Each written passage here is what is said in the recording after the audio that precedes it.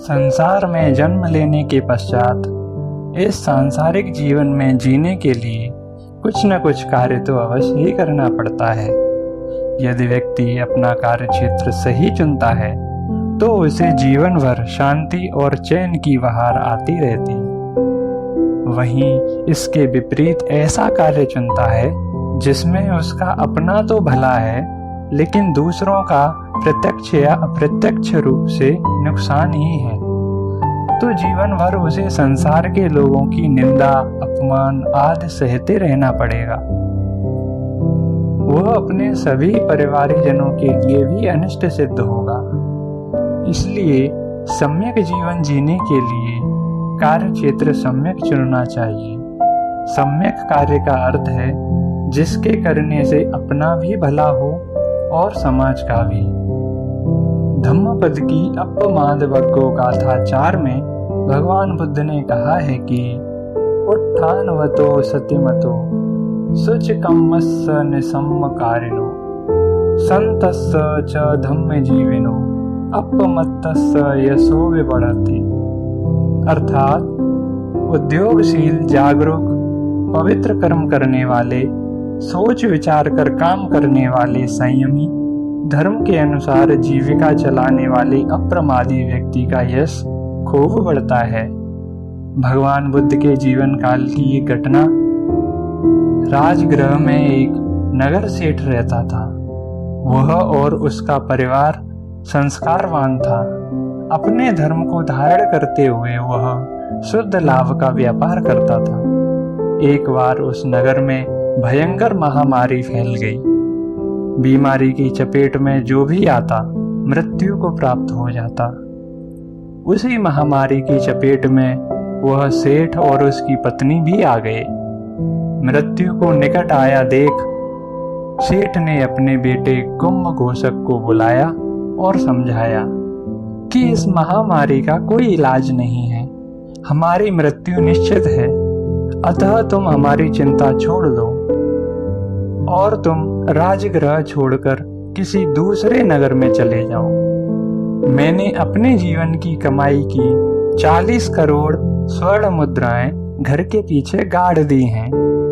तुम अभी तुरंत वापस मत आना। जब काफी समय बीत जाए तथा इस नगर में सभी कुछ ठीक ठाक हो जाए तभी आना। कुंभघोषक ने अपने माता पिता की बात मान ली और नगर से बाहर चला गया। उसके माता पिता दुनिया से चल बसे। 12 साल बीत गए।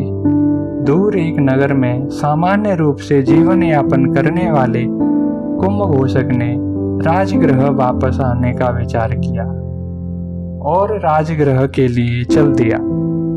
उसने देखा राजगृह में पहले की तरह स्थिति ठीक ठाक हो गई है। वह अपने पैतृक घर में आकर रहने लगा।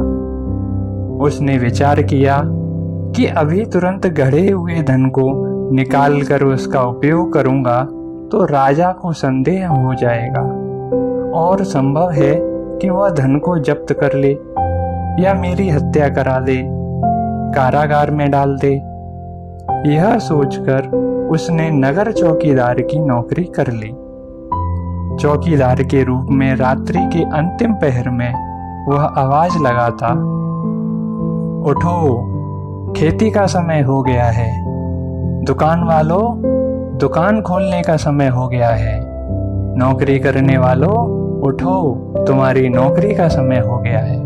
उसका सबको जगाने का काम लोगों को अच्छा भी लगता था और आश्चर्य भी होता था, क्योंकि ऐसा पहले कभी किसी चौकीदार ने नहीं किया।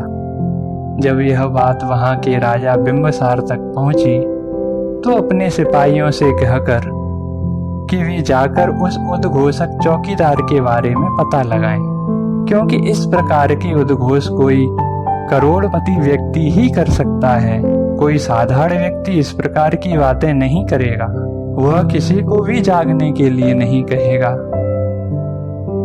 सिपाहियों ने बहुत प्रयास किया लेकिन वे उसके बारे में कुछ भी पता नहीं लगा पाए। लेकिन राजा बिंबिसार अड़े रहे कि यह वाणी किसी कर्मठ धनी व्यक्ति की ही हो सकती है। अतः राजा की दासी ने सत्य का पता लगाने के लिए उसने स्वयं जिम्मेदारी ली।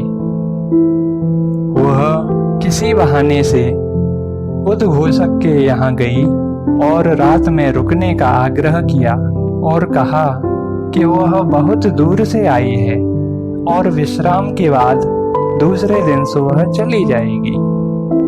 कुंभघोषक ने भी उसे अपने घर रुकने दिया, लेकिन दासी को तो रहस्य पता करना था, इसलिए वह दूसरे दिन भी नहीं गई और किसी न किसी बहाने से अपने प्रस्थान को टालती रही और वहीं रुकी रही। इसी बीच राजा बिंबिसार ने एक घोषणा की कि वह एक उत्सव का आयोजन कर रहा है और उसमें सारी जनता को सहयोग करना है। कुंभघोषक के पास इतना धन नहीं था कि वह उत्सव के काम में सहयोग कर सके, अतः उसने गड़े धन में से कुछ स्वर्ण के सिक्के निकालकर उत्सव के काम में सहयोग किया। यह सब कुछ दासी ने छिपकर देख लिया था, अतः उसने सारी बात राजा को बता दी। राजा ने उसे गिरफ्तार कर बुलवा लिया और सारी सच्चाई पूछी। कुंभघोषक ने पूरी सच्चाई बता दी। राजा एक धर्मवान परिवार की कहानी सुनकर बहुत खुश हुआ तथा अपनी पुत्री का विवाह भी कुंभघोषक के साथ कर दिया। कुछ दिनों बाद भगवान बुद्ध अपने भिक्षुओं के साथ राजगृह पधारे। राजगृह के राजा बिंबिसार कुंभघोषक और अपनी पुत्री को साथ लेकर उनके पास पहुंचे। राजा बिंबिसार ने कुंभघोषक की कहानी भगवान बुद्ध को बताई तो भगवान बुद्ध ने कहा, अपनी उन्नति चाहने वाले धर्मवान ध्यानशील व्यक्ति का जो पवित्र कर्म करता है तथा धर्म के परायण होकर अपनी जीविका चलाता है, ऐसे धार्मिक और उत्साही व्यक्ति का धन, यश और मान बढ़ता ही है।